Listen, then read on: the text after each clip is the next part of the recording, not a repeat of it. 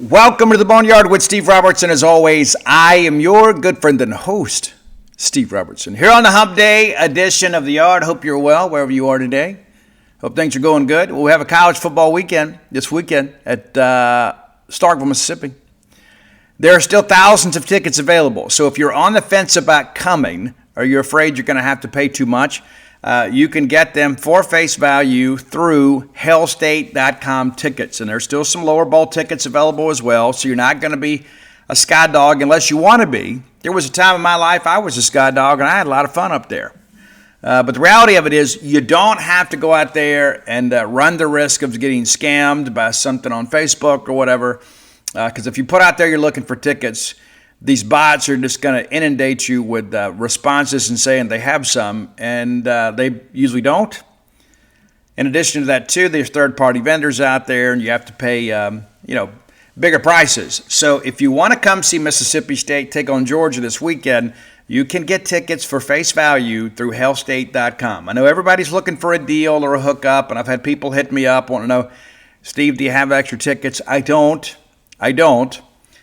Typically, when I get them, I will let you guys know, but I don't. But you don't have to depend on me or anybody else. You can take ownership of your fandom and order directly through hellstate.com and get those tickets instantaneously sent to your phone. Download them to your wallet before you get in line, and you can just walk up and scan. And could be a very memorable Saturday in Mississippi State football history. We'll see. We're going to break this thing down today and kind of look at where we are. I got some other things we got to talk about as well. And one of the things I want to say, and we're going to talk extensively about this later in the show, many of you are aware that we had an incident here at the homestead earlier this week. And had a vehicle, then it wakes me up, and one of an extra vehicle, like when you got kids, it's always good to have an extra vehicle if you can swing it. And basically, I got in a situation where I had a car for Audrey, and then when she graduated college, I co-signed for her to buy another one. And rather than trade that car in, I kept it. And so I've just kind of rotated them back and forth. And so I got a vehicle that wasn't running. We wake up, it's on fire. It hadn't been driven in several months, and so there wasn't like an electrical issue. Battery was dead, all that kind of stuff. It was just sitting there just in case I ever needed it. And, I had a couple $1,000s worth of work I needed to get done on it. I just didn't want to go spend the money. I could probably have sold it. But, I just thought, hey, it's here just in case I need it. If I got to go put some money into this and take it out to William Wells and have them get it road ready again, we could. But we wake up and the vehicle's on fire. And a lot of people have reached out. I want to thank you for that. Tons of people have reached out, but we're going to talk about that more extensively later in the show. But I want to tell you, thank you so much for your support. We're fine. Okay, we're fine. The house is fine. The dog is fine. Nobody is stressing. Nobody is angry. Nobody is, out of sorts, shall we say. But, man, you know how to make a guy feel special. I mean, it's so funny. Sometimes I just kind of look at myself as like one of you, right? And I guess that's always the way I look at it. But to make a long story short, you put something on Facebook, and then all of a sudden you got people all over the state talking about it. And I get it. It's kind of a crazy scenario and crazy situation, but I'll give you more details before we get out of here today. Let's thank our friends at Bulldog Burger Company. Yeah, longtime sponsors of this show. We had dinner last night at the Central Station Grill, one of the sister restaurants of Bulldog Burger Company. I trust the Eat With Us group. Like, after a day like that, you have a stressful day, and I just told them, I said, listen, let's just go out. Okay, let's just go have dinner tonight. We had Ian come join us and gave a chance to catch up with him.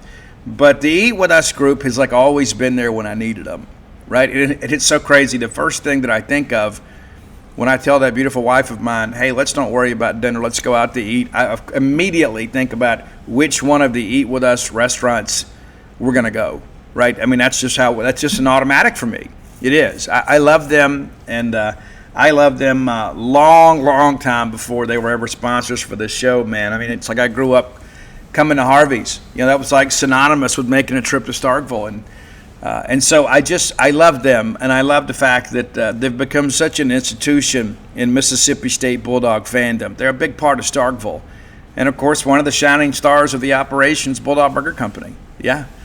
My son's worked there now for, 3-4 years? I can't remember. But they're a part of our family. And when we have times of crisis or times of celebration or just, need a night out, we think of the Eat With Us group. And so Bulldog Burger Company has 3 great locations to serve you. University Drive in Stark Vegas, Gloucester Street there in Tupelo, Lake Harbor Drive in the Ridge and Flowood area. Have the spring rolls as your appetizer.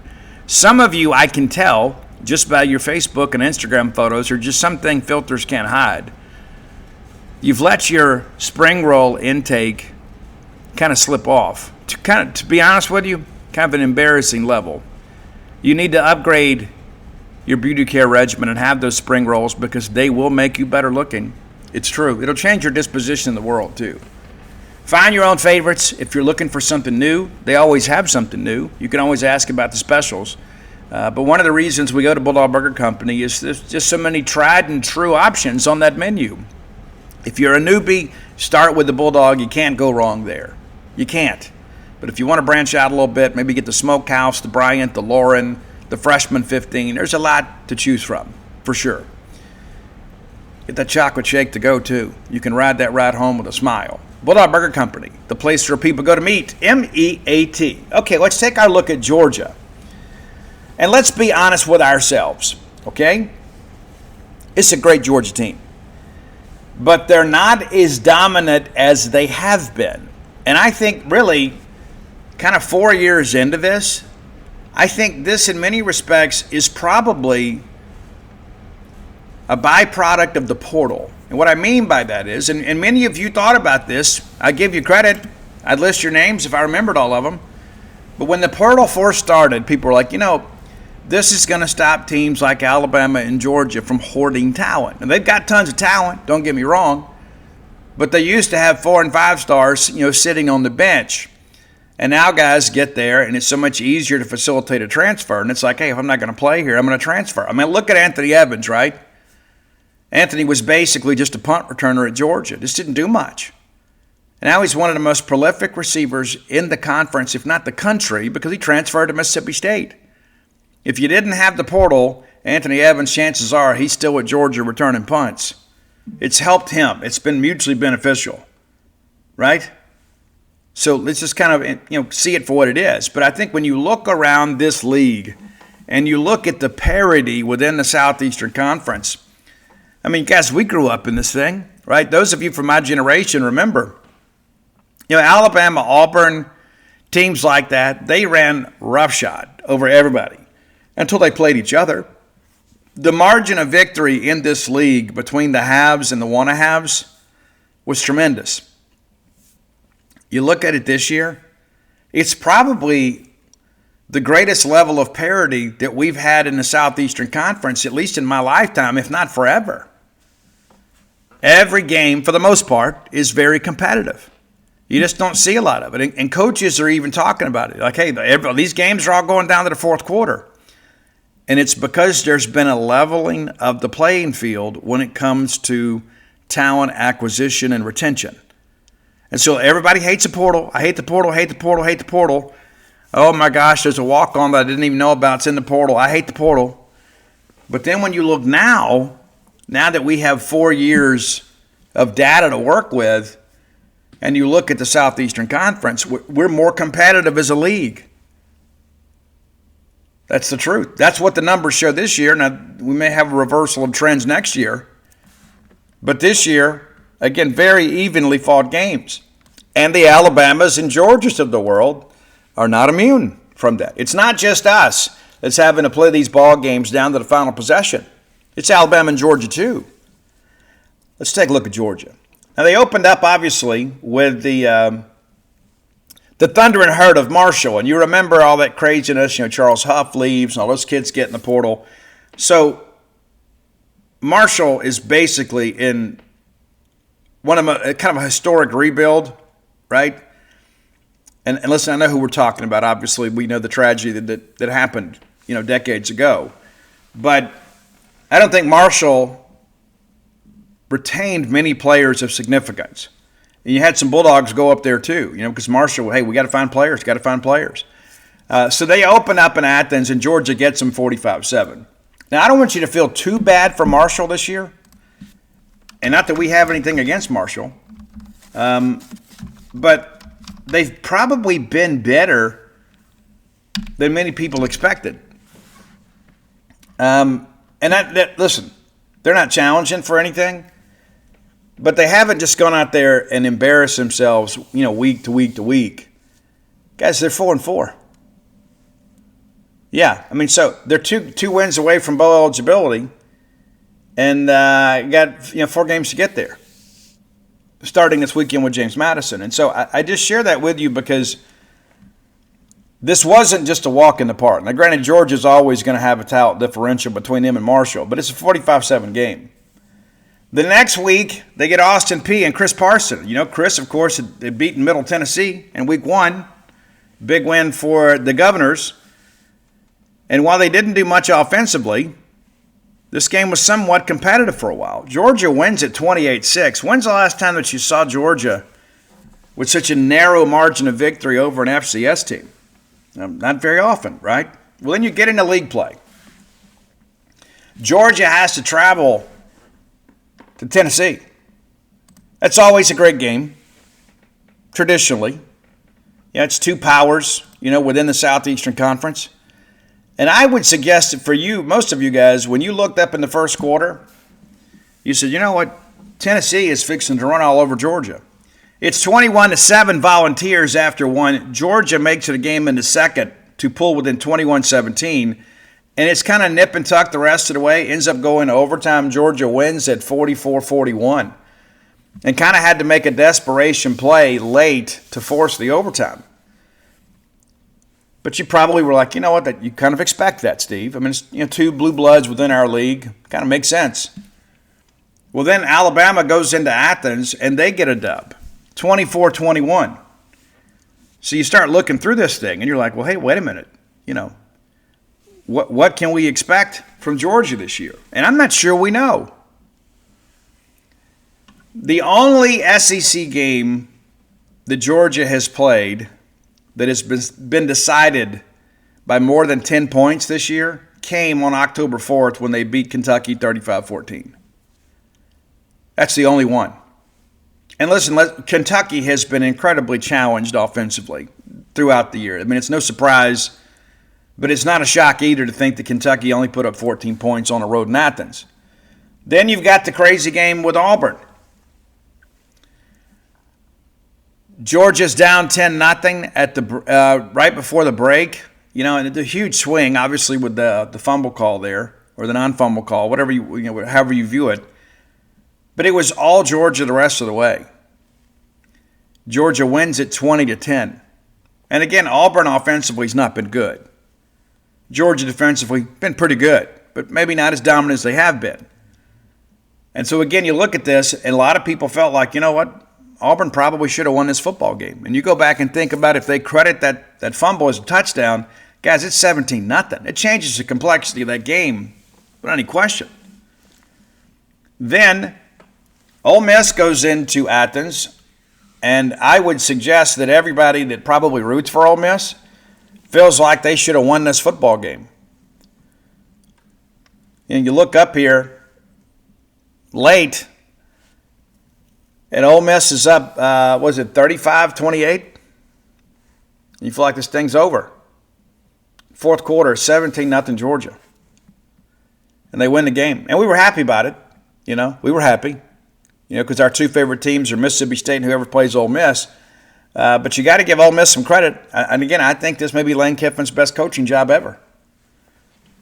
Honest to goodness. You think about what they lost last year, and they bring some of these other players in, and you've got a Division II quarterback kind of got some highs and buzz. It's crazy. And then, of course, last week, if you haven't watched this, I would encourage you to do it. If you don't want to watch the full game, you can just Google Georgia-Florida highlights, and it's about 20 minutes. And you see all the plays of significance. Florida very easily could have won this game. Granted, it's a rivalry game. It is, but I think that thing boiled down to a call. It never boils down to this one play. But there was a huge call late that went against Florida. And I think, again, if you get the Sturdivant catch called a catch on the field, there's not going to be enough evidence to overturn it. Georgia fans act like it was a clear incompletion. It wasn't. It wasn't. But Georgia wins that game 24-20. And, again, it's a rivalry game. You can kind of, throw out the record books. You knew Florida would get up to play. Of course, it's been this big change, obviously. But, it required a late touchdown from Georgia to put this thing away. Early in the fourth quarter, Florida has a 20-17 lead, and it wasn't until about 5 minutes to go in the game that Georgia gets loose on a 36-yard run to take the lead, and they ultimately hang on there. So it's a very competitive game. It wasn't like, Florida just scored some points late to make the margin look better. So, again, you look at this thing, Georgia's 7-1, 5-1 in the conference, and then of those 6 games, 5 of them have been decided by 10 points or less. Not a huge spread in this ball game either, as you guys have seen. What's it, 8.5, in the eyes of odds makers? It's, again, I said when we previewed Georgia earlier in the year, I love where we are on the schedule. I know that there is an appreciable talent differential between us and Georgia. I'm not deluding myself. I understand that Georgia has more talent than us. But so does Texas. So does Tennessee. So does Florida. You say, but Steve, we lost those games. But I think we can all agree we shouldn't have. We were not outclassed in any of those games. And then we have some opponents in common, obviously, right? So, I just kind of share that with you because I think this is going to be a closer game than some people are anticipating. And again, you go back to the placement on the schedule. This is a classic trap game. Classic. Rivalry game against Florida. Road trip to Mississippi State. And then you play Texas. Yeah, maybe you've forgotten what happened between Texas and Georgia last year. Some incredible games. So are they overlooking Mississippi State? Possibly. They even had a reporter ask one of the receivers in media opportunity this week about Texas. It's Mississippi State week, and the kid's having to field questions about Texas. I don't know what that says, and to give the kid some credit, he answered the question. He goes, but hey, my focus right now is on Mississippi State. But not a lot of players talk about Mississippi State other than the Cowbells. And they have downplayed their significance, which I find interesting. A lot of these players have never played at Davis Wade Stadium, and they've never heard the cowbell clang. And they're acting like, nah, it's not a big deal. I think it's time you made it a big deal.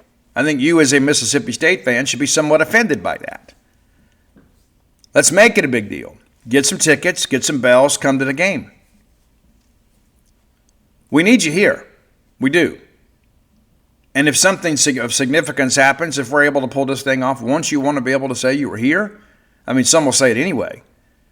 But what an incredible moment in memory we could have together should Mississippi State pull off this upset. And I tell you, Kirby Smart this week, he's like very, very complimentary of Mississippi State. And, Kirby's one of those guys that's very, demonstrative with his facial expressions. They asked him a little bit about Camario Taylor, and they asked him a little bit about, the direction of Mississippi State's program.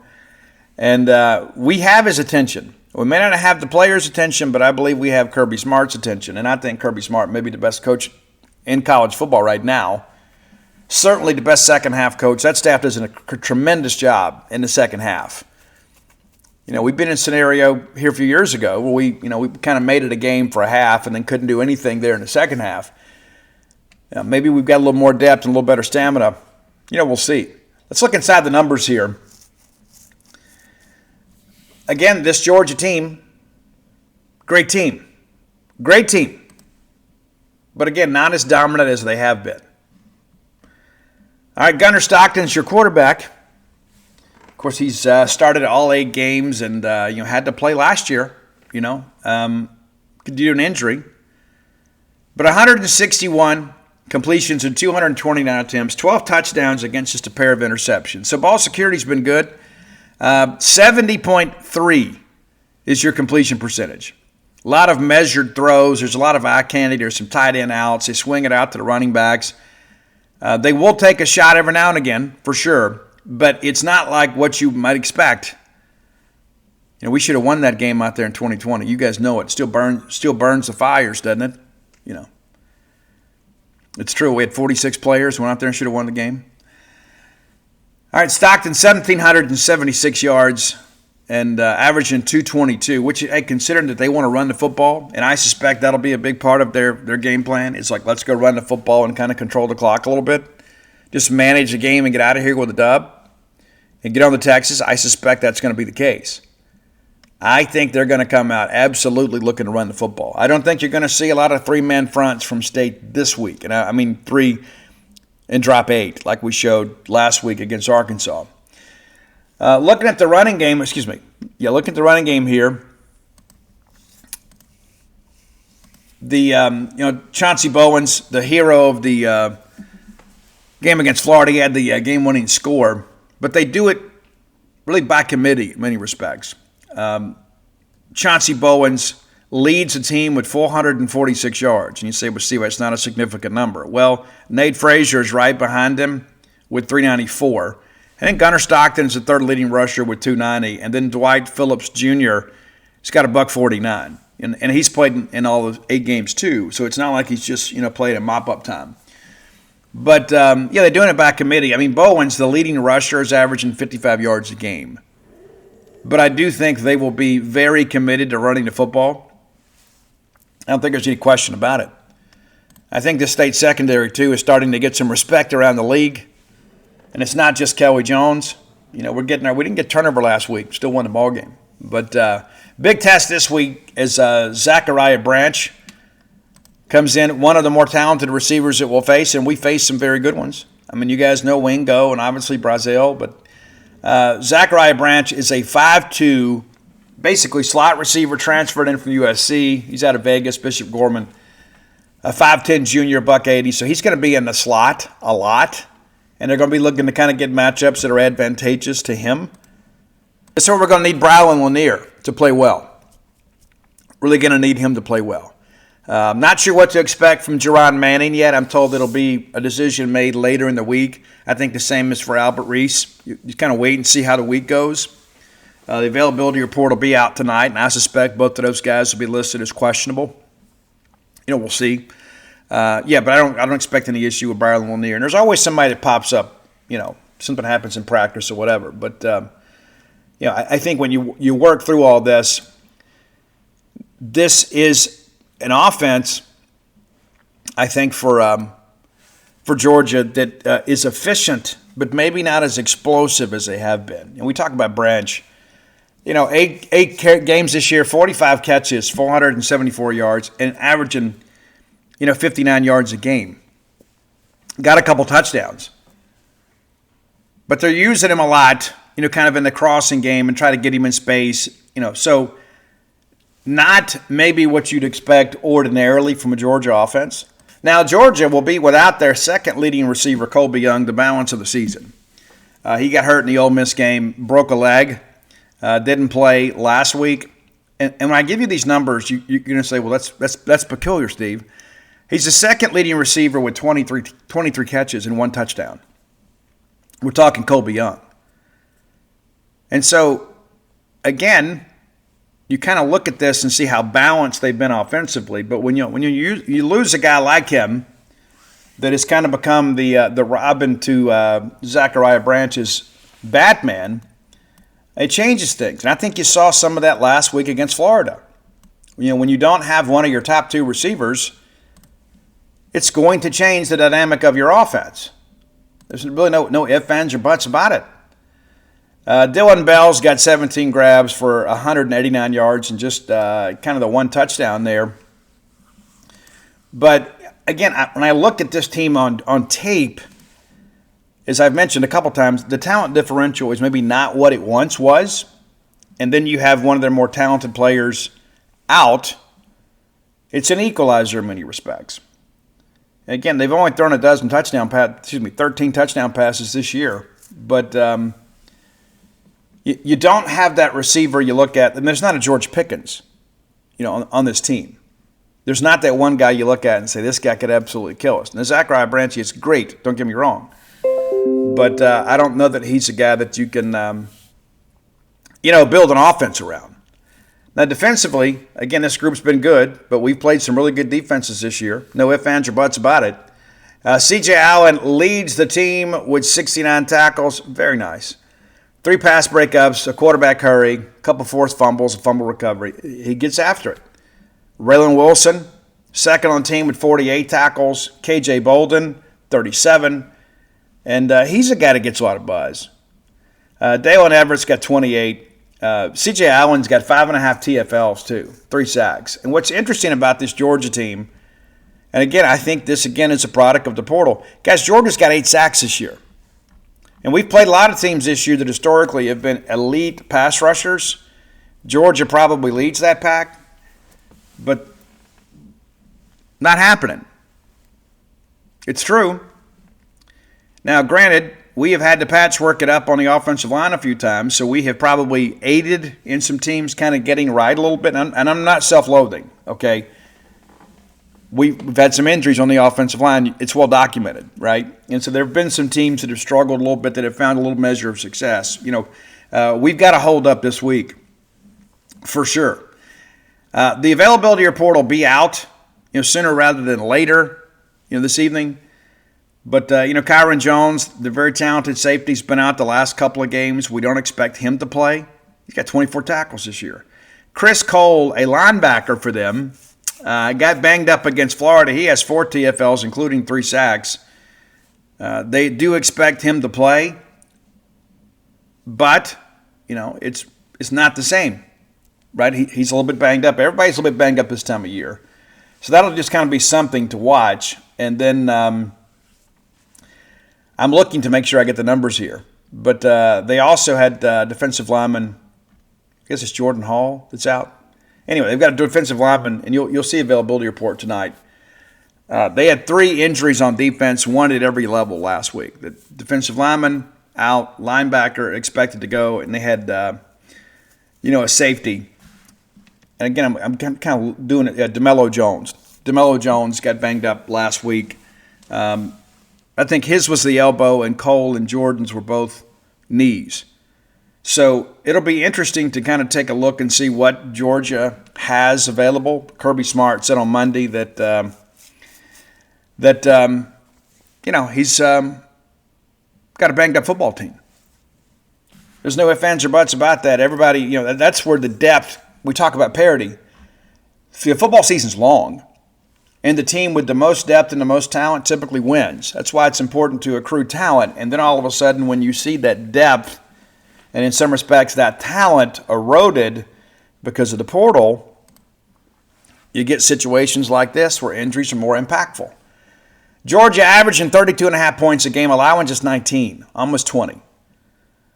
First downs, very, very balanced here. 81 rushing, 96 passing. They got 200 total, 23 by way of penalty. They've allowed just 139 first downs, most of them through the air.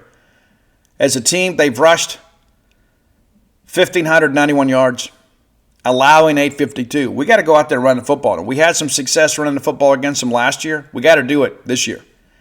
Phil Loadholt, got to earn a bonus check this week. Got to get those guys going. There's no ifs, ands, or buts about that either. Georgia's running up about 185 yards a game. And again, kind of doing it by committee. Georgia allowing just 94. If you find a way to outrush Georgia this week, it's going to be a great, great, great week. It's going to be a great Monday next week.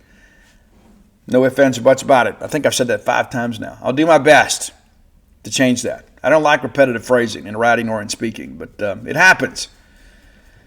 Passing standpoint, again, 236 as a team per game, allowing 215. So there are some plays to be made, and you think about if you can protect the passer and give Blake Shapen the opportunity to stay upright with this secondary that's a little bit banged up, there should be some plays to be made. And you got to think Anthony Evans is absolutely jacked to show Georgia that they messed up by not using him more. Offensively, Georgia 420 yards a game, allowing 309. I think if we get to 350, we can feel good about what the result's going to be. Kicking's interesting. They're averaging 43, almost 44 yards a punt. And punting's going to matter in these tight games. And that's why Ethan Pulliam has become such a valuable member. And again, Tice has been good as of late, too. He had a couple of bad punts early. He had some really big ones late. And we're kind of moving those guys around a little bit. I think it gives people an opportunity, to kind of utilize their skill set to help this team. Having a two-punter system, because Ethan has a rocket for a leg. And Tice is a guy that's done really good about getting that ball to kind of check up inside the 10. So you use both guys and use their skills as a combo to get you where you want to go. Penalties hadn't been a huge problem for Georgia, but it hadn't been a big problem for their opponents. 45 negative for Georgia, 48 for their opponents. We'll see how that goes this week. I don't know what I'm going to do about all these people from Arkansas. You cannot move. They cannot move on, because it's Wednesday. It's Wednesday. And we're still talking about this. Still talking about this. Maybe the open date's got something to do with it. But, man, come on, move on. It's true. You lost the game. Third down conversions as an offense. Georgia converting 46.2% of the time. Their opponents just under 40.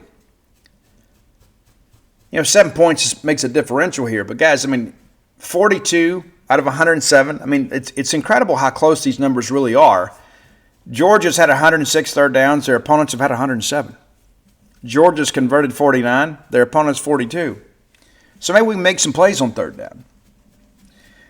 And again, the kicking game is going to be solid for both teams. I don't know that you have a big return in this game on the kickoff side. So we got to play our way through that. And, I'm expecting a really close game. And I think in order for us to win this, we're going to have a little help from them. And we're going to have a lot of help from you. We're going to have to get turnovers. I think we have to win the turnover battle to win this game. I don't get the sense that anybody at Mississippi State is scared of Georgia. I think they absolutely respect Georgia. They respect that talent. They respect Kirby Smart. They respect that tradition. But I don't get a sense that anybody's scared. Matter of fact, I feel kind of a sense of optimism that our guys believe that they can go play with Georgia. And I think the evidence supports that. Now, Georgia may come in here and smash us and make us all look silly and get ready for Missouri. But I do expect this game to be very competitive. I think it may go down to the fourth quarter like the rest of them have here as of late. And we're going to need somebody to make a play. Kirby Smart talked a little bit about that earlier this week, about how his team is not uncomfortable in those moments. Well, we should have a growing level of comfort considering how often we've been in them. And we've won a couple, we've lost 3. And you could argue, should have won them all, which is being a little bit greedy. At some point you're not going to execute and other guys are going to.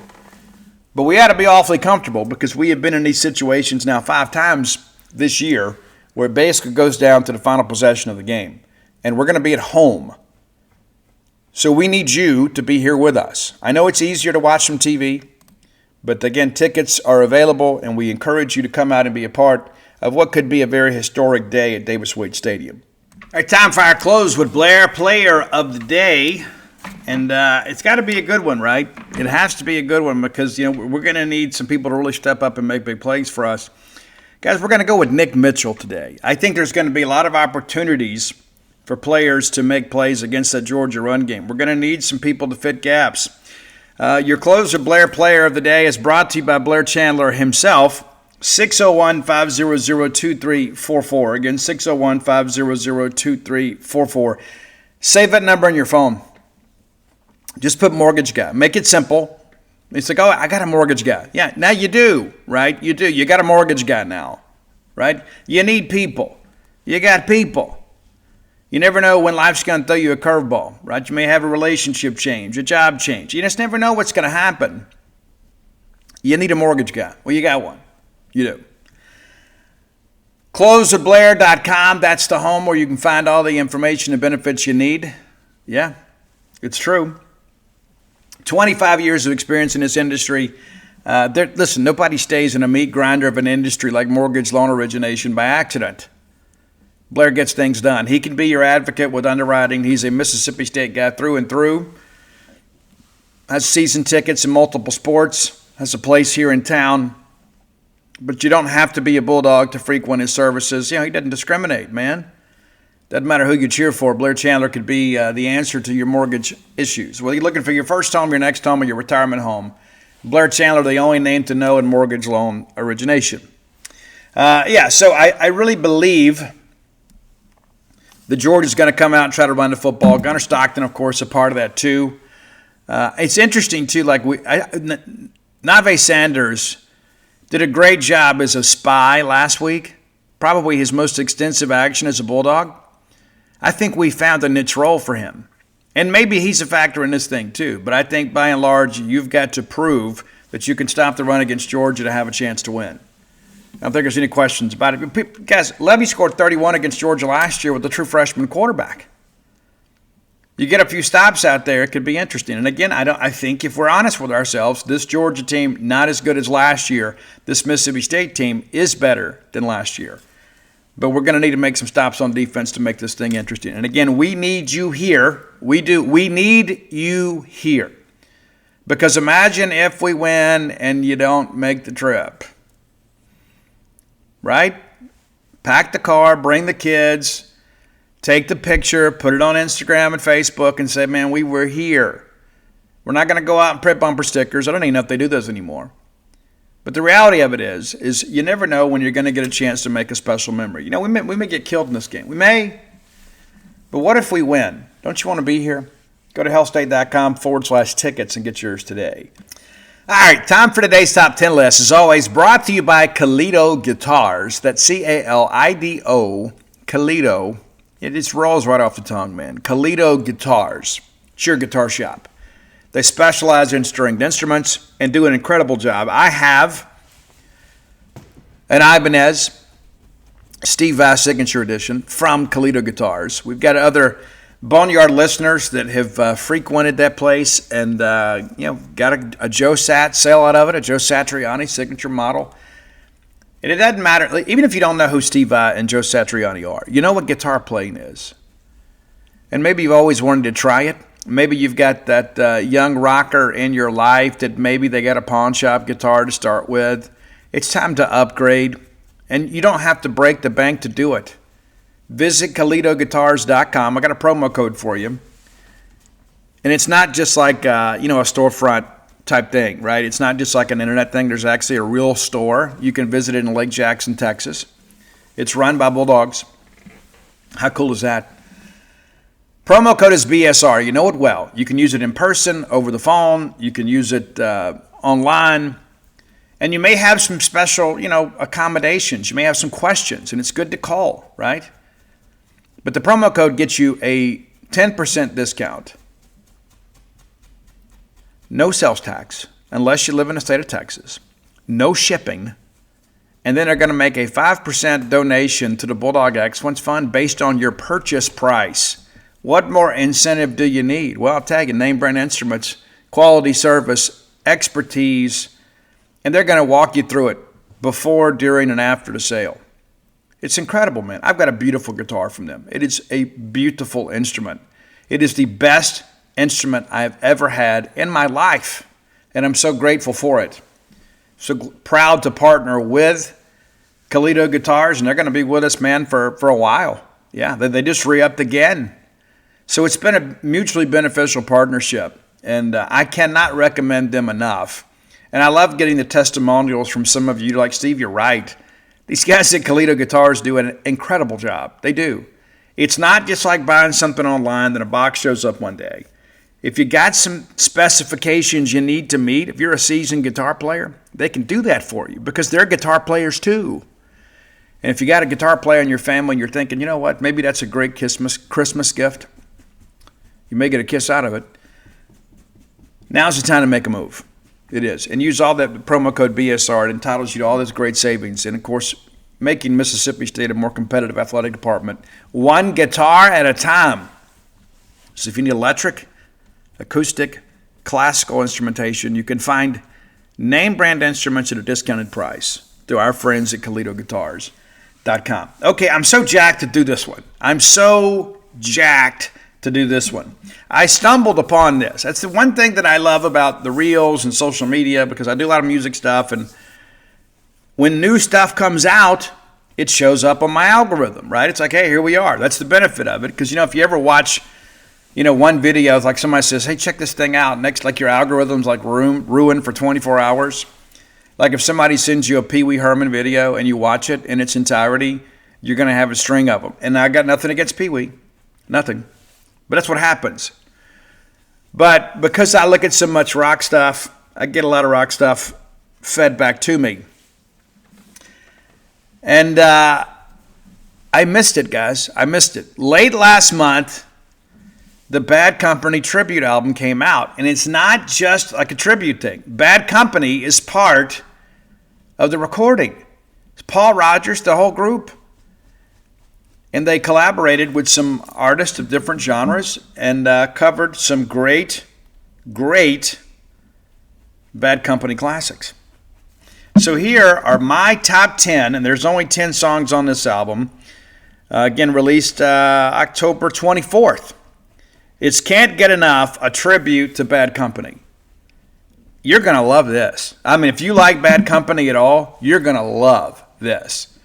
Because Bad Company's a part of it, but also, too, kind of collaborating with some incredible musicians. I love it. I do. Matter of fact, when we make the trip to Missouri next week, I'll probably listen to it, in its entirety multiple times. I do. I really, really like it.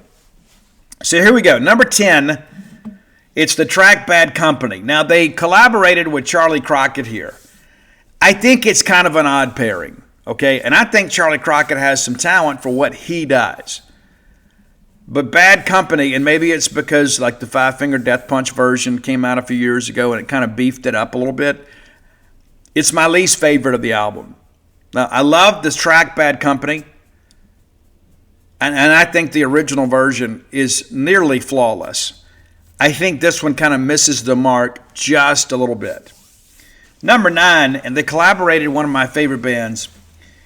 It's a bit of a deeper cut for many of you. It's Burning Sky, and they collaborate with Black Stone Cherry. Love Black Stone Cherry. Saw him at Rick's, man. Seen him several times. Saw him over at the, where do we see him? We saw him at the Iron Horse Grill, I guess, over in Birmingham. We've seen Black Stone a few times. And I think you'll enjoy this one. I mean, this one, it's got a little bit of a southern rock element to it, but man, it really rips. Number 8, it's number 8 because everything else is so loaded. This is kind of a hidden gem on this album. They collaborate with Def Leppard on Seagull. And man, I tell you, the guitar intro on this is just simply beautiful. Beautiful. Number 7. Now this one's a little more interesting, okay? So it's Run with the Pack, and you know that one, right? It's on 10 from 6. Everybody's got that album. Man, they teamed up with Blackberry Smoke. Paul Rodgers helps out on the vocals. And then Brand Daler, if you don't know that name, he's from Mastodon. He's the drummer and part-time vocalist in Mastodon. This really works. It really works. And I think it's one you're going to have a lot of fun with. Number 6, speaking of fun, we saw these boys at Rocklahoma. Thanks, Mark. It's Dirty Honey. They're teaming up with Bad Company on Rocksteady, and I think it really, really comes off well. A lot of these collaborations, sometimes like the collaborating artist wants to put too much of themselves into it, and it kind of homogenizes the song in a negative way. Not this time. It's really, really good. All right, Mississippi State's own Hardy. Yeah, how about that? Hardy. What a great opportunity for Hardy, right? I mean, to have the opportunity to work on this Bad Company album, an old boy from Neshoba County, Mississippi, man, it's great. When I first saw that Hardy was involved in all this, and it's the lead track on the album, it's Ready for Love. And Hardy does a great job on this. I think you're really going to have some fun with this one. You know the song. You know, it's just kind of got a great vibe to it. And I think you're going to enjoy Hardy's contributions to it as well. Number 4, actually not a Bad Company song. It's a cover of Freeze, All Right Now. And of course, Paul Rogers was the vocalist in both bands. I was surprised at how much I like this one. Now, I love The Pretty Reckless. Taylor Momsen, beautiful, incredible singer. She was also in The Scrooge. She was an actress first. The Pretty Reckless, if you like rock bands fronted by absolutely killer female vocalists, then The Pretty Reckless is for you. Dude, the guitar on this is so great, and the grit and Taylor Momsen's voice just fits perfectly. It's All Right Now with The Pretty Reckless. It's great. Number 3, my son Ian will appreciate this one. I like this one an awful lot. And I like the Struts a little bit. My son Ian loves the Struts. Loves them. Well, they work together on Rock and Roll Fantasy. It's a little bit different. It is. It's not. It's true to the original, but there's some new flair to it. And I think you're gonna pick that out pretty quickly. But I think it's, again, a song you're gonna have some fun with. Number 2, this could have been number 1, and it was a real debate for me between 2 and 1. It really was. It really was. But this is so great. It is the best version of this song since the original. And part of the contribution to that is you got Slash on guitar. Yeah. You got Slash on guitar, laying it down on that beautiful Les Paul. And you got Miles Kennedy and the Conspirators backing it up here. It's Bad Company, Feel Like Making Love. Dude, it is so good. I can't recommend this thing enough. As you can tell, I'm excited about it. But number 1, and this is what kind of led me in, is because I follow Lizzie Hale and Hailstorm on socials. And Lizzie Hale was like, hey, our cover of, our contribution to this with Bad Company is now available. And, man, Lizzie kills it. She absolutely does. She kills it. And it's one of, I think most people would admit, it may be the best song ever from Bad Company. Maybe. It's a tough argument, right? But it's a cautionary tale about, young death in rock, and Paul Rogers wrote that after, I remember him, hearing an interview with him talking about there had been several deaths in rock, and this was what he did kind of as a cathartic enterprise. And it's Shooting Star featuring Hailstorm, and it is so good. I don't think anything can truly compare to the original, but I think Lizzie Hale's vocal on this is just absolutely tremendous. Absolutely tremendous. And I'm so glad to have stumbled upon this to share it with you. Because I know most of us, like if you're an American rock fan, even though Bad Company kind of got their start across the pond, they're a very Americanized band. Like it is part of the soundtrack of our youth. If you love classic rock, you love Bad Company, and how could you not, right? And so what I love about this is it's kind of reintroducing Bad Company, and an incredible band, to a new segment of fans, right? There's a lot of people out there that may know some of these bands, and I suspect if you know Slash, you know Bad Company. But there's a lot of young people that may be fans of the Struts that maybe don't know Bad Company. Maybe there's some people out there that are, fans of The Pretty Reckless in this new generation that aren't quite as familiar as Bad Company. And so to kind of introduce the magic of a great classic rock band to a new generation of fans, I think is a wonderful thing. And the production value on this is elite, as it should be. That Bad Company deserves that. So enjoy that. Maybe when you're out doing some yard work this weekend, or maybe you're traveling to Starkville and you get done listening to the Boneyard, maybe just put it on and just let it bathe you, man. And that's the thing. Sometimes you just need music that hits you in the right spot, and I think this album will. Again, that's Can't Get Enough, a tribute to Bad Company. If you have ideas for the top 10 list, reach out, let us know. Best way to do that is to hit up Roy Samanti, my friend, at Dogmatic67, DAWGMATIC 67. You can find our great list on Spotify on that same handle. And I'm on all forms of social media at Scout Steve R. All right, next segment of the show brought to you by Campus Bookmart, man, a Starkvillian institution. We love Campus Bookmart, and why?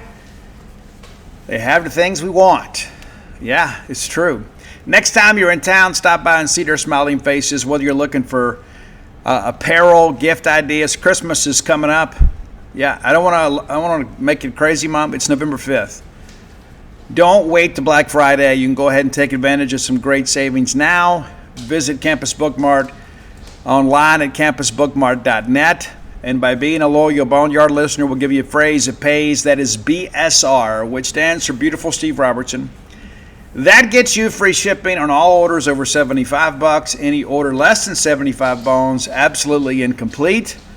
Let me also push those diploma frames. Again, it's a very timeless and thoughtful gift that your Mississippi State graduate will treasure forever. It's just not something they're going to replace, right? You're going to buy them that great diploma frame. They're going to proudly display that they're a Mississippi State alum in their office or home. And they're going to think of you as the person that gave them that. So let me recommend that to you. Great selection of diploma frames there as well. But everybody in the family wants more Bulldog gear. You can't go wrong with Mississippi State stuff. I remember being a kid, man, I was so jacked. Like you see all those gifts under the tree, and you open up one and there's like a new Mississippi State hoodie or sweatshirt. There's something that you can rep the brand with. And I encourage you to make everybody's Christmas a little more maroon this year with Campus Bookmart. All right, we got a potpourri segment here. We're going to run through a lot of things. How about the soccer dogs? We haven't been able to cover them as much this year. The soccer dogs advance in the SEC tournament. Yeah, a couple of big wins already for the ladies. Yeah, and still more soccer to go, as you guys are kind of keeping up with how things are kind of shaking out here. We'll look at the bracket now, kind of get you up to date. It began Alabama, bit of an upset over South Carolina. And then Alabama advances and loses 2-1 to Vanderbilt. It's true. It's true. Back on match 2, Kentucky, a 1-0 winner over Florida. And then your Bulldogs in match 3, 1-0 win over Oklahoma in an 8-9 seed game. And then LSU takes down Auburn 3-2. And James will get Auburn going. But LSU having a good year. LSU advances. They beat Tennessee 2-1 in a 5-4 game. Georgia and Kentucky have now both been eliminated. Georgia has advanced. It's wrong on the bracket. Your Bulldogs last night take down top-seeded Arkansas 2-1. Earlier this year, the Arkansas social media accounts had some fun at our expense. I don't know that we responded in kind, but we'll take the dub. They can keep the graphic. A lot of graphic nerds out there these days. It appears to me a lot of people are doing that brand of comedy these days. So the Final Four in Pensacola, which is a great place to have the SEC soccer tournament. Mississippi State will play LSU at 3:30 Central today, and Vanderbilt and Georgia will play the nightcap. And of course, the winners advance on to championship. That's going to be played Thursday. Thursday. The semifinals will be Thursday. So be mindful of that. Guys, Zimmy doing a good job for sure. A lot of people expected us to take a step back. Mississippi State's certainly going to be in the NCAA tournament again. And to finish 8th in the league this year, probably about as much as we could expect, but we're getting hot at the right time. And again, anytime that you get a win over Arkansas, that's a good thing. And I'm reminded of my friend and colleague Danny West made kind of a foolhardy comment that Arkansas should never lose to the Mississippi schools and anything. They're 0-2 against us in football. Kind of had their way with us in baseball a little bit. We look forward to making that trip up there. But knocked off the Soccer Hogs, and they'll make the tournament too. But it's good to be playing well this time of year, and I love the fact that we have so many people to keep up with it. Mississippi State ladies got their season off to the right start. A bit of a tussle with Davidson. I know it's like everybody starts sweating. Is Davidson supposed to be any good? It's first game jitters, guys. I mean, they're going to be fine. And I'm not exactly sure what to expect from the women this year. It's a new-look team. It kind of always is. Got some really good high school players, but, Bulldogs win 66-57. And it was quite a game for a half. I mean, even my own staff is like, man, we look rough. State 15-14 after one. And then it's a tie game at the break. And then in the second half, Bulldogs kind of begin to pull away, 16-13 in the third period. And then when it mattered most, the Bulldogs kind of close it out there. The 19-13 6-point differential there in the fourth quarter to win this game by 9. Destiny McFall with 20 points to lead your Bulldogs. And then Favor Nwadozie. I'll get it right as the season goes along. 10 points for her. Off the bench, Jayla Lampley with 11. A pretty balanced scoring effort from your Bulldogs. Rebounding was a big one in this one as the rebound differential went the way of the Bulldogs by 15. So plus 15 is the rebound. But yeah, San Purcell gets the win. Wasn't pretty, but they get the win. Ladies back in action Friday morning, 11 a.m. in Humphrey Coliseum against Georgia State. It's Education Day. We'll have a lot of school-aged children from around the area that will be attending that one. And so if you're in the area, come out and support Education Day and your Bulldogs as they will take on Georgia State. All right, Mississippi State men's basketball set to get underway.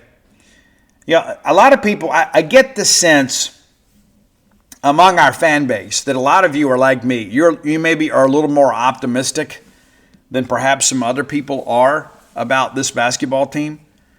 I do think we're an NCAA tournament team too. And listen, we really need to win a game or two in the tournament.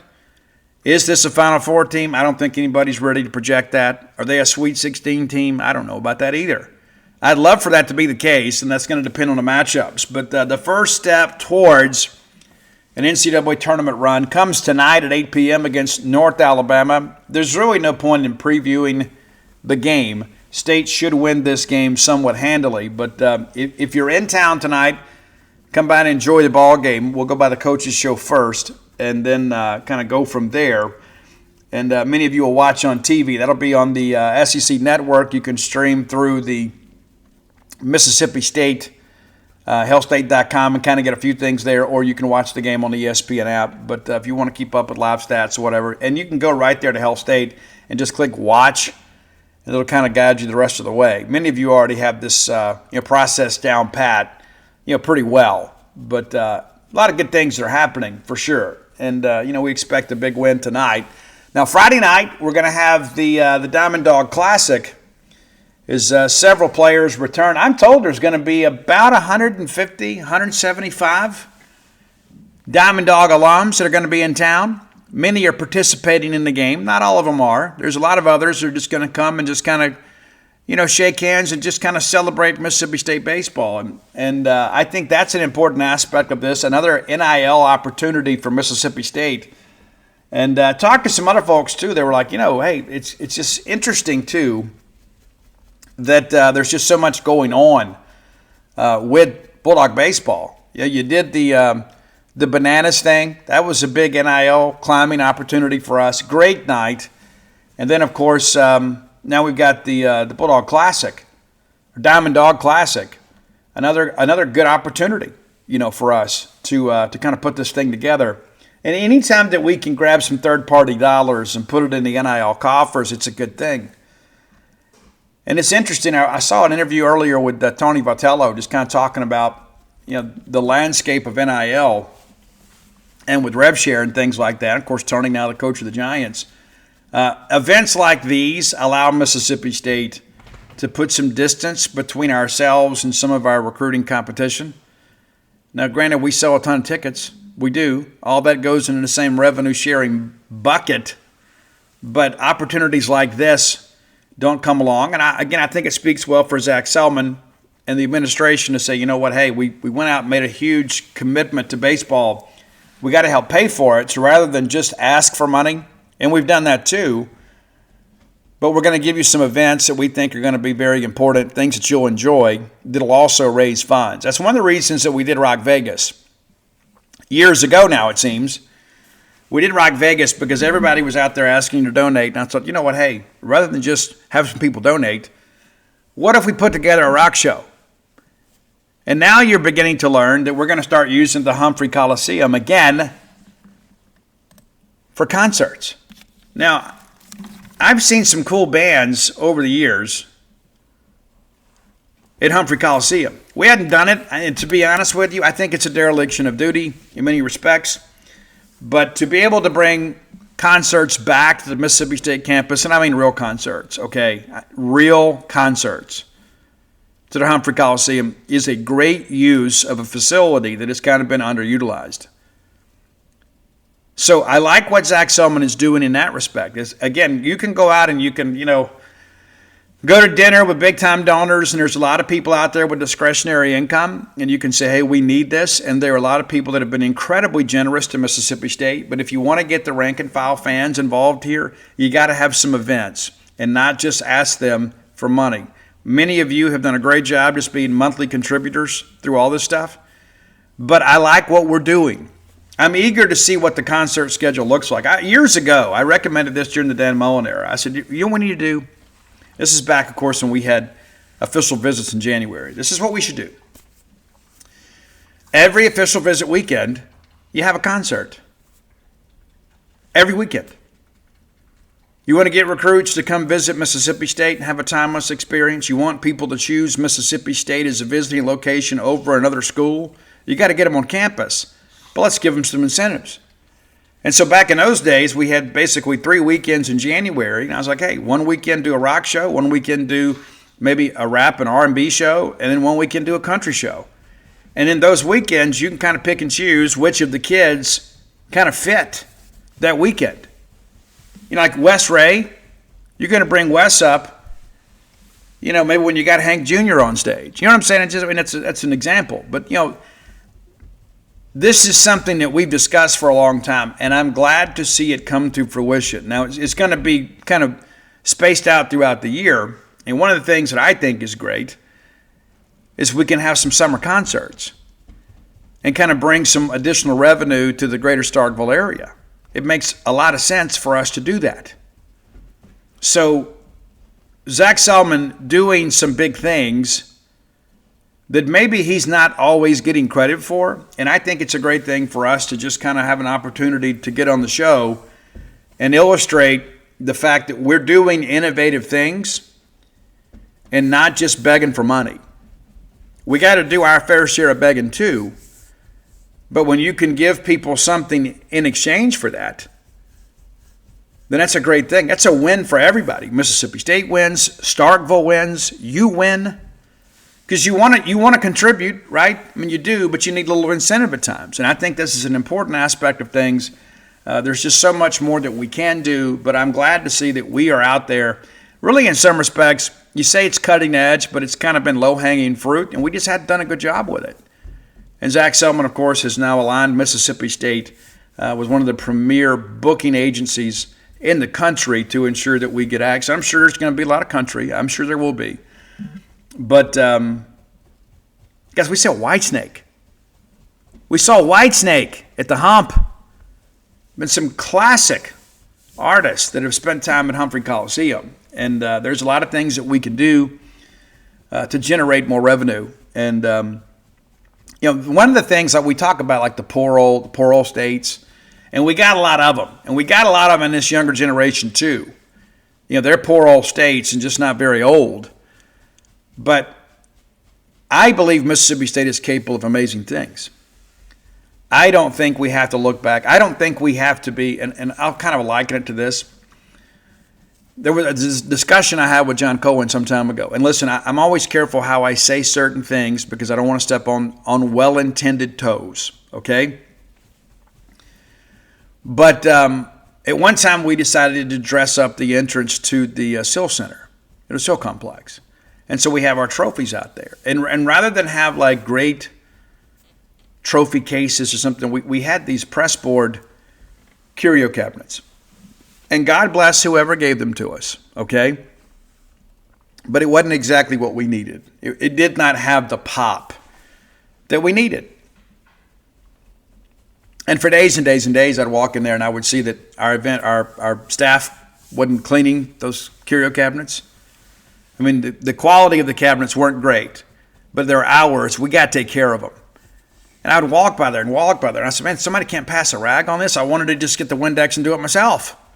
It's like this is the first impression, the first chance. We got a kid coming in to our football complex, and we got these dusty curio cabinets just sitting out front. It's not good, man. It's not good. And I started mentioning to John Cohen, so we got it fixed, and eventually we just took those cabinets out of there. Because it didn't give the pop that we wanted. And again, to the person that gave them to us, God bless you, okay? I know your heart was in the right place, and we probably should have done a better job kind of communicating what we needed.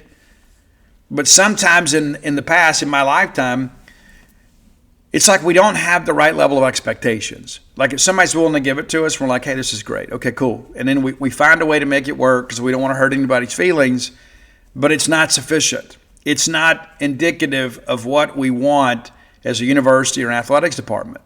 And so I think when somebody's willing to give you something, you work with them and say, hey, let's do this. And that way everybody can get what they want. They clearly have a heart for Mississippi State because they're trying to give us something, but let's work with them to make sure that our needs are met. Nobody's feelings are going to be hurt if you tell them the truth. And who's to say we won't survive that anyway? It's like, hey, we appreciate your generosity. Here's how we'd like to do that. Communication's key, man. It is. All right, final segment of the show brought to you by the Stark Vegas Clubhouse, the best place to stay in the Golden Triangle. We've stayed there. You should stay there too. It can be a very memorable trip to Great Stark Vegas for you and your family or your friend group. Google the Stark Vegas Clubhouse. When you do, their Facebook page will auto-populate. You can peruse the pictures of all the amenities available to you and your guest. You get the full-service kitchen, the wet bar, the back porch area, the fire pit area, 6 bedrooms, 2, soon-to-be 3 baths, plenty of parking, just 5 minutes away from the Mississippi State campus. What else do you need, right? And a chance to have everybody under one roof. And I can tell you this, Mom wants to make those cinnamon rolls for breakfast for everybody. She does. She does. Don't deny her that opportunity. Make that opportunity available to her. It's just so great to have the family because if you're like me, now it's just me and Dana here at the Ponderosa. But, we've kind of outgrown this house as an extended family. We got grandkids now, and you got kids that have significant others. And it's not as simple as just bringing everybody back and letting them be in their old rooms. There's just not enough room for everybody. And maybe your family's in the same situation. So, hey, go stay at the Stark Vegas Clubhouse. It's a fantastic place. And you get a chance to make those memories and not have to worry where everybody's going to sleep, right? Now, when you Google Stark Vegas Clubhouse, there's going to be some booking options that appear as well. You can go VRBO, you can go Airbnb. It's up to you. Maybe you got a credit. If you don't have one, I can give you one. I have a promo code. If you book through the Evolve website and use promo code BSR10, BSR10, get you 10% off your stay. Just by listening to this show, you're saving a few bucks. It's a premium place to stay in the Golden Triangle. It's the old renovated country club out past the Highlands. You'll be so glad you stayed there. We did. All right, I guess I need to talk about this because I want to clear up a few things and share some thoughts about this. As you may be or maybe not aware, let me just back up. We had an incident out here at the house, and so I guess I laid down to go to bed about 11:30. We had the TV on and probably turned over and turned the lamp off sometime before midnight. And about 1:40 in the morning, Maverick, our German Shepherd, you've heard him as a guest host on the show from time to time over the years. I've done better editing that stuff out. Maverick is arguably the smartest dog that I have ever owned in my life. He hears me talking about him. And he's so respectful, too, when I'm recording the show. Like, he'll just go somewhere and be quiet. And then as soon as I, pause the show or take a break, then he'll, come find me. He's very respectful. But anyway, so I'm just laying in bed sawing logs, and I heard Dana having an interaction with Maverick. And she's like, Maverick, my gosh.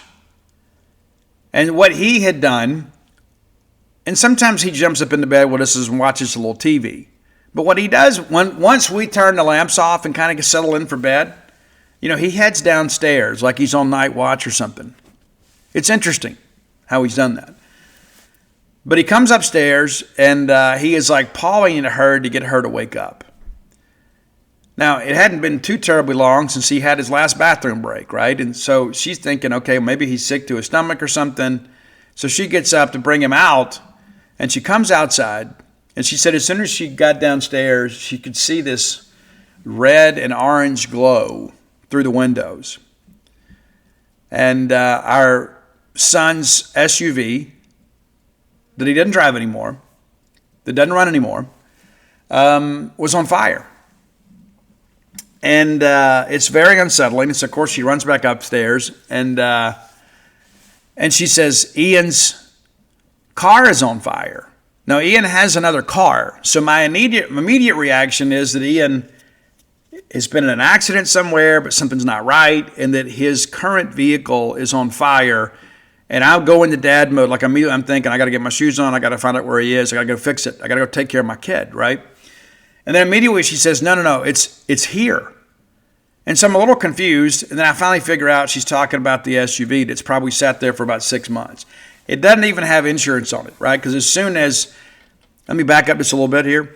I keep an extra vehicle. I think I explained some of that. I keep an extra vehicle I just kind of trade them out with the kids. And, as one maybe has some problems or whatever. This one had a few problems, and it was going to cost me a few grand to just kind of get everything fixed. And I was just kind of putting that off because I didn't need the vehicle, and he didn't need the vehicle. But he was driving that CRV, and Mia had gotten another vehicle, and so I still had her Accord here. And so once we started having problems with the CRV, I just got the Accord fixed. I just traded it out because it was a little less expensive to get whatever was wrong with the Accord fixed, and William Wells took care of it. It's been great ever since. So that vehicle's just been sitting there. And I kind of like having an extra vehicle living out here in the sticks, right? Because sometimes having an extra vehicle sitting out here is almost like a security system, right? I mean, people look at that and say, well, somebody's home. I probably should have kept it a little bit cleaner, get the pine straw off of it every now and again, but I didn't. But you walk outside and this vehicle's on fire, and it was burning bright, shall we say. It was very involved. The whole vehicle at that point was a complete loss. So I called 911. I learned something about 911. I don't use 911 very often. I can't remember the last time I had to use 911. But the young lady who was the 911 operator was very professional. At no point did I ever feel like that I was getting bad service. I was very impressed. But she sends me a link, like they text me a link.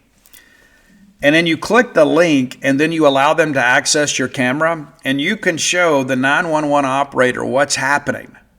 And so she can then kind of communicate that to the first responders. It's ingenious technology. And also I thought about this too. It could also be an evidence gathering, endeavor.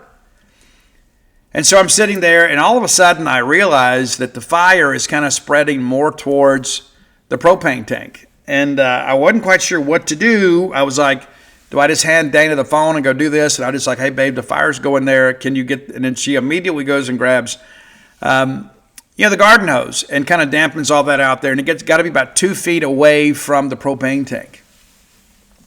If it hits that propane tank, I don't know what happens. And I think it's safe to say we don't have a leak. But I go back to all this, and I think,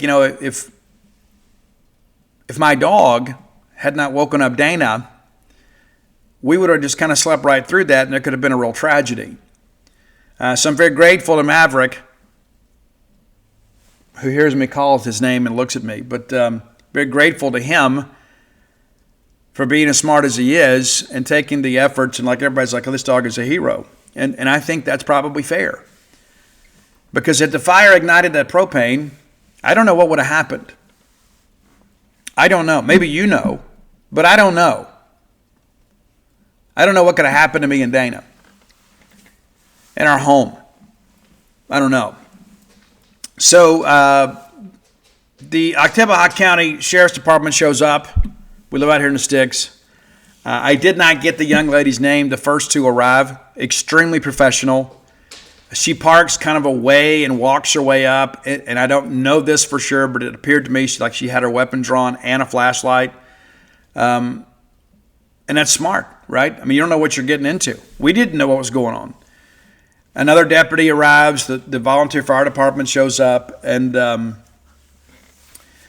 they get it out. And so I'm sitting there talking with the deputies, and one of the deputies told me, he goes, we had another call very similar to this earlier this evening, not too far from here. And he said it was, there's another vehicle in a detached garage, and we get there, and the garage is on fire, and the vehicle's up in flames, but it's not attached to the house.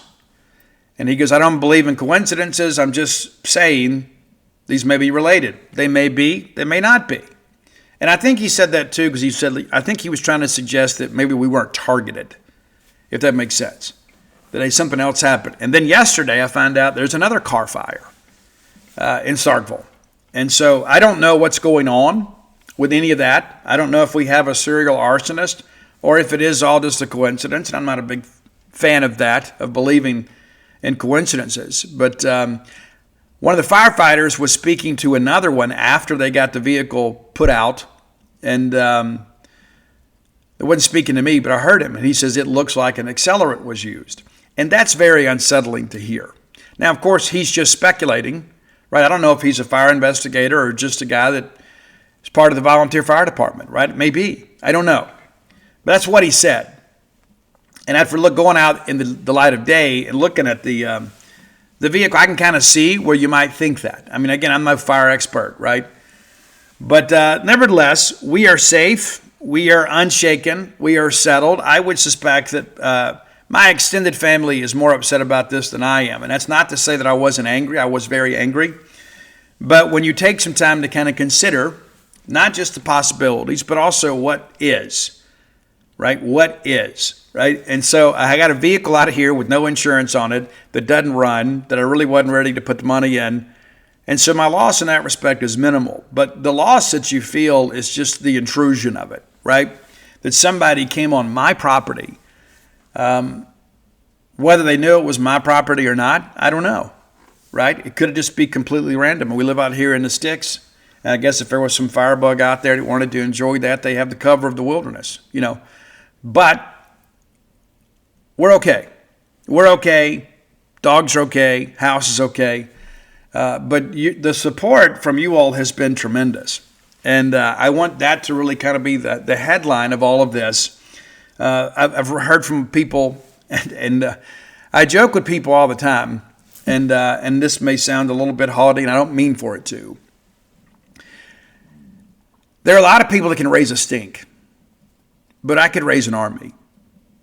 I got people hitting me up from 4 different states that have been my friends, people that at times have been my co-conspirators at younger age. It's like, dude, you don't ride alone. Just let us know what we need to do. And what they need to do is nothing, because we're going to let law enforcement handle this. I don't believe that vehicles just spontaneously combust.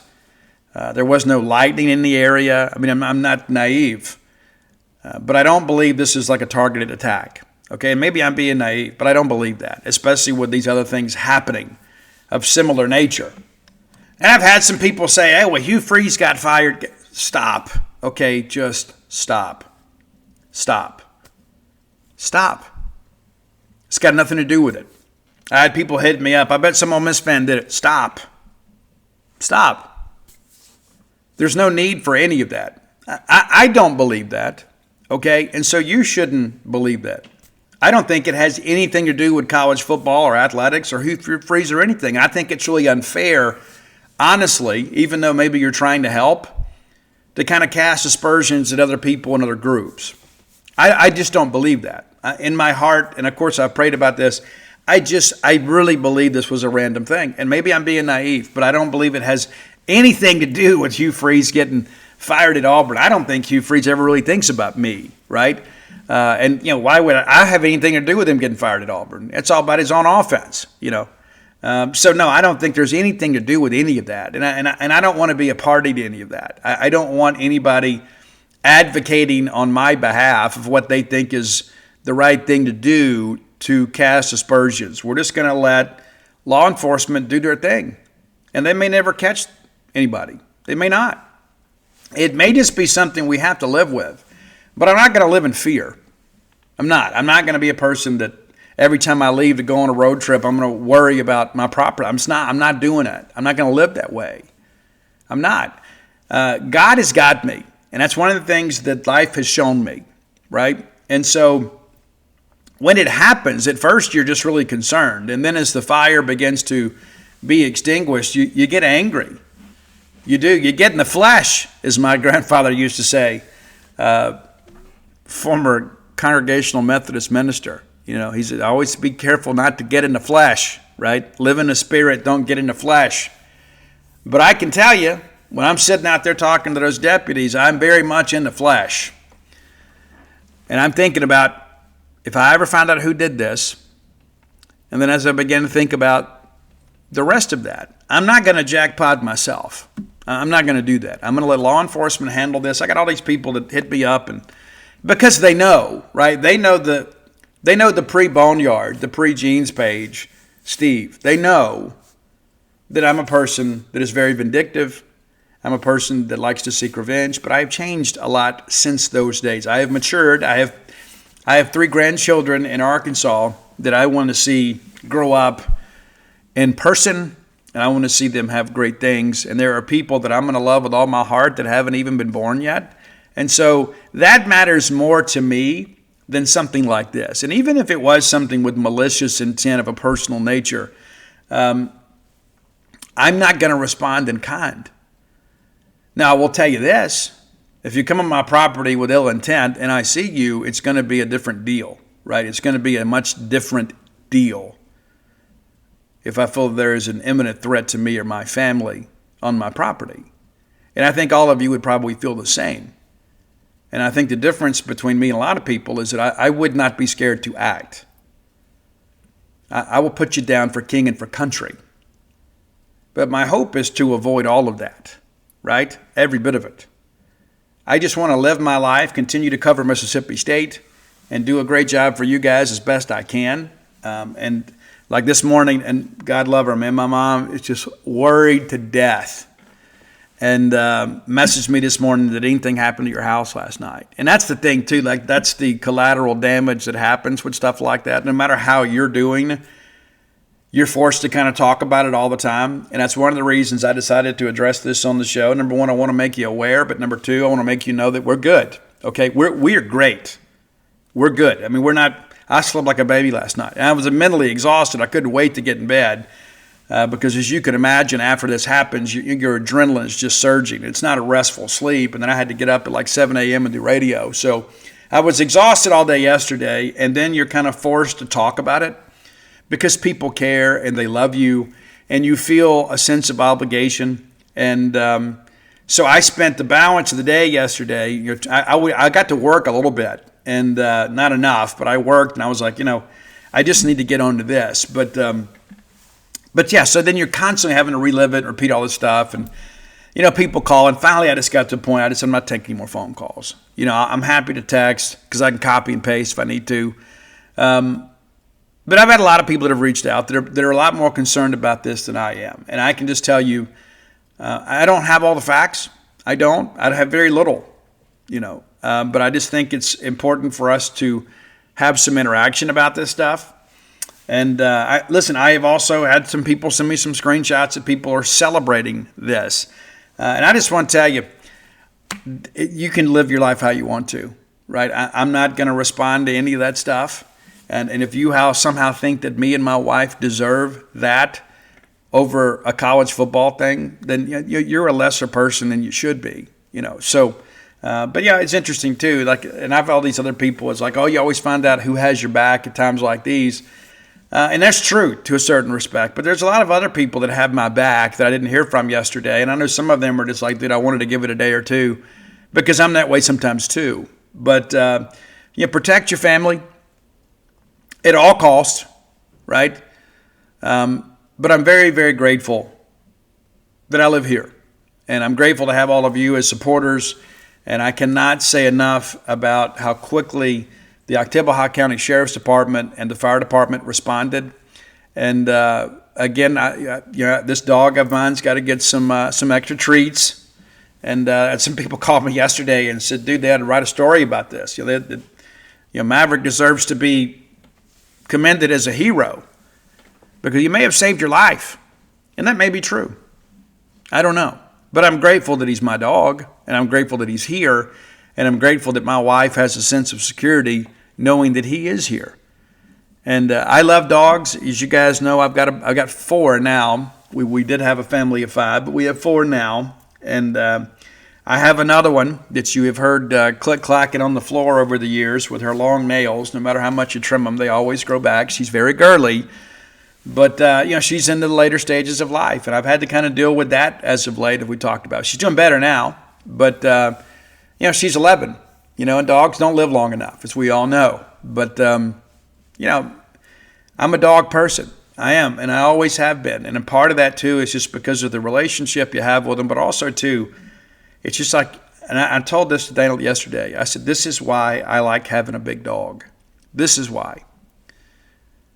Because Mojo, as much as I love her, my blue heeler, she was of no help. Zero help. I don't even think she'd get out of her dog bed even when the fire was raging, right? And Marley's advanced in age, and Sheba, our outside dog, is just, she's just kind of a goofball, but she couldn't get to us. But Maverick knew something wasn't right, and he's like, hey, let me go tell my humans something isn't right out here. Let's get it fixed. And then we did, and poor Sheba is not very social.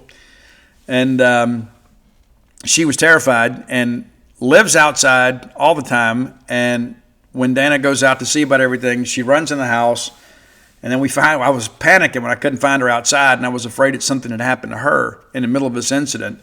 But we find out that she's upstairs with her mom and Marley laying in the dog bed. And I wasn't going to make her get out because I thought it's been traumatic enough. But the evening went on. She wanted to go back out, and I was glad she was. But I guess they worked in tandem. She alerted, and Maverick went to investigate, and now here we are. But I do not want anybody anywhere doing anything negative, period. Even if you hear anything, maybe send it to me and I can forward it to law enforcement or whatever. But I don't want anybody doing anything. I don't know that anybody really would, but I got some people back home that certainly would. And I don't mean keyboard cowboys either, right? That's not what I mean. I'm from South Mississippi. South Mississippi, true South Mississippi. And back home, we don't call the law. We just kind of handle things ourselves. But, when there's a fire raging in your yard, you got to call 911, But, I really don't want to advocate for anything like that. But again, I just want you guys to hear it directly from me because I've had some people send me all kind of crazy stuff that other people have said in text groups and social media groups. It's, again, just something we're going to put behind us. And I got to wait a couple days and then have this burned car carted off. And that's one thing you can do to help me. I'm not exactly sure how to do that, right? Maybe we call a scrap metal place. If you've had to deal with this before, just hit me up. Let me know. DMs are always open. But we're just going to move on with life. And we're going to let law enforcement handle it, and whatever happens, happens. As I wrote last night on Facebook, too, I was a young knucklehead, too. I was. I did a lot of stupid stuff. I did. But I had an opportunity to turn my life around. And in the event they find the person or persons responsible for this, I'm going to expect them to be held accountable. But I'm also going to forgive them. Because I used to be in that situation. And look at what I've done with my life, right? So I don't think it has to be a life sentence. But in the event that it ever goes to court, I'll stand there before God and before the judge, and I'll forgive this person. Because hate is just too big a burden to carry. It is. And so you're hearing me in sober and well-intended voice telling you this is not something that's going to change who I am. It's just not. That's not who I am. That's not what I'm about. There was a time that's exactly who I was and exactly what I'm about. But maturity and long-term sobriety, I think, changes you as a person in a very positive direction. And hopefully this is the last time we talk about this. All right, if you hadn't done so, go to DutyNobleBook.com. You can get signed copies of all of my sports titles, plus When the Bottom Falls. That's Flim Flam, Stark Villains, Alpha Dogs, Dog Pile, When the Bottom Falls, and of course the Dude. Signed copies for Christmas. Sounds like a great idea. Come float with us at True Rest Float Spa of Starkville. You can dial 662-268-7601. And if you really want to help me, go help her, right? Help Dana. You can call and speak directly to her. Business is going well. We could always use a little bit more. And if you're coming to town this weekend, you need to go ahead and book. Again, that's 662-268-7601. If you don't feel like you want to talk on the phone and you don't have any questions, you can just book online. You can download the True Rest app, or you go to truerest.com and schedule from there. And come join us over at genespage.com. All right? genespage.com, the source for all Mississippi State athletics coverage. Good luck to everybody tonight at the Hump, and we'll look forward to being back on Friday as we preview the weekend. But until next time, let's all live our lives in a way we make more friends and enemies, and people can see a difference in the way we live.